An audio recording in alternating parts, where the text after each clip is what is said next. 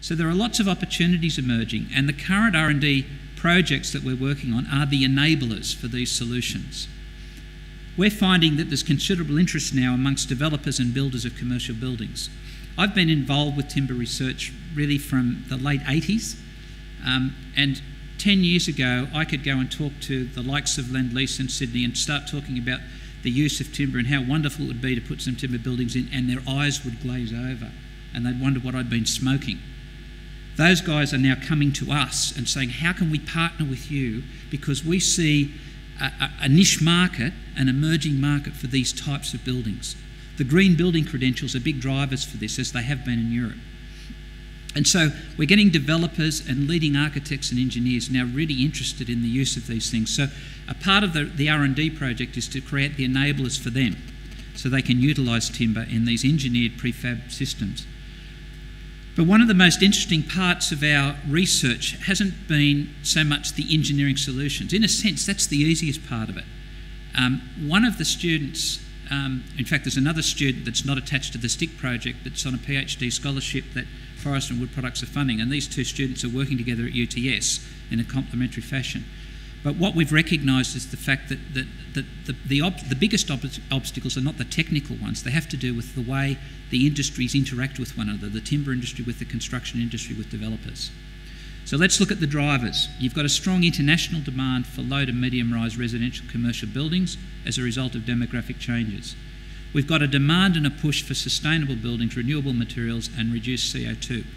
We are behind the world, and again, as David pointed out in terms of some of the CO2 imperatives and the biomass imperatives, the argument in Australia has been hijacked by minorities, and we have to correct that. Stated government objectives for carbon neutrality in the building industry and wider economy are something we've got to get hold of and say, this product can do it. And not only can this product do it today, that for the 100-year life of that building, we will have replanted that forest at least 3 times. Industry demand for prefabrication and integrated construction for these longer span, bigger buildings is really important, because when we start looking at LCA and LCI imperatives, we've got to actually look at the deconstruction of the building and making sure that we're looking at the whole of life in an appropriate way. And so we've done a lot of work on what do you do with the timber at the end of its life. That's why biomass is one important issue, but it's not the only issue. We've also done a whole lot of work in terms of how you can recycle timber and reuse it, again, in structural applications. And the really imperative thing is the importance of rapid repairability and reuse after extreme events. And there's been a study produced by the Academy for Science, Technology and Engineering that looks at the impact of climate change throughout Australia, and there are 2 really critical things. One of them's quite topical. They were predicting a significant increase in flooding events. They got that one right. And the second one they've got right, if you look at Cyclone Yasi, they were predicting a 10% increase in wind speeds by 2020. We've already hit that. And what people don't realise, 10% doesn't sound much, but the force on a building is the square of the velocity. So suddenly you get this magnifying effect. And what that means is a lot of the buildings that we've designed 10 years ago are going to be subjected to forces that they weren't designed for. And so there's a whole issue of how we repair buildings, how we make them stronger, and timber has an important part to play with this. The current enablers, the main one is this, what we call the STIC project. It's 50% funded by the Foundation for Research, Science and Technology in New Zealand, and 50% funded in cash by industry, and the biggest cash contribution is coming from the Australian industry, from Forestry and Wood Products.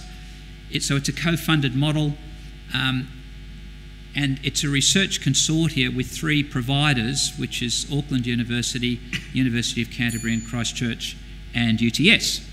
The R&D commenced in 2009. Now, having said that, Forestry and Wood Products did a number of enabling projects, one of which we had a very large part in prior to that, and it really was the lever for getting this very large project up and running.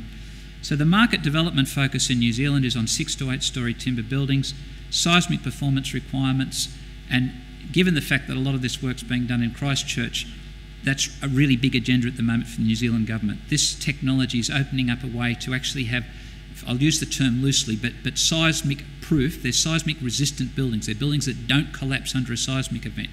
They self-heal. and we've developed a technology that enables them to resist those loads, and it's timber-based.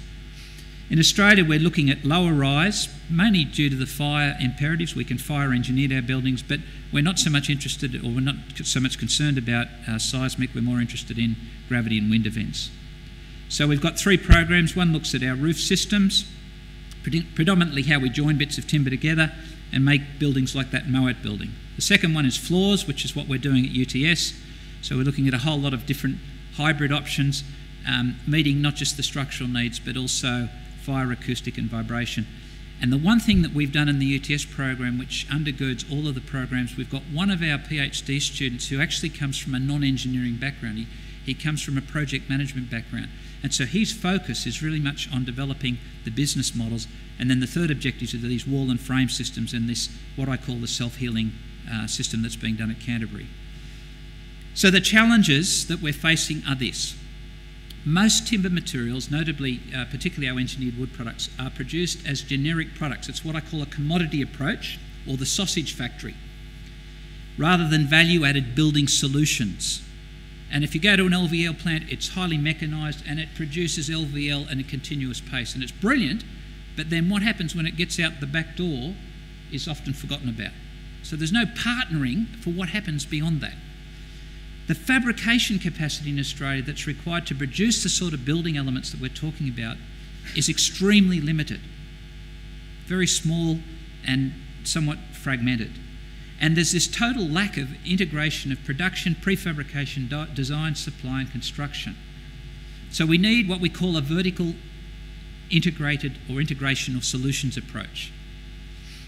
Competition that's based on operational effectiveness alone is actually mutually destructive. It leads to wars, and you see that in the timber industry.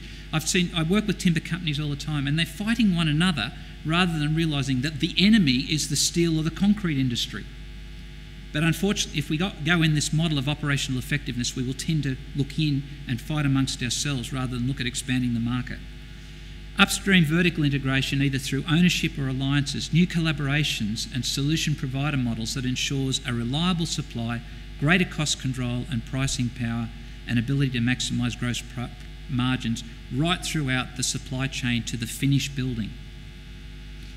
So the big challenges, as I see it, are that innovation is required. I know it's somewhat of a cliche term, but we've got to shift from this mass operational efficiency focus to a vertically integrated building solution focus, and that is the critical enabler to meet the challenge and realise the opportunity that exists. So let me summarise. We need business models that will take advantage of this new potential paradigm. It does require investment, and it's not just economic investment, it's actually investment in social capital between timber producers and key developers. So we can create alliances and produce integrated building solutions that are effectively a one-stop shop. Now, these are the models that we've seen in Europe. We've spent a lot of time talking to the success stories in Europe. How did they come about? What were the drivers? And these are the sorts of things that we've picked up. So we've got significant challenges, but we've also got significant opportunities to build a brighter future for timber products. Thank you.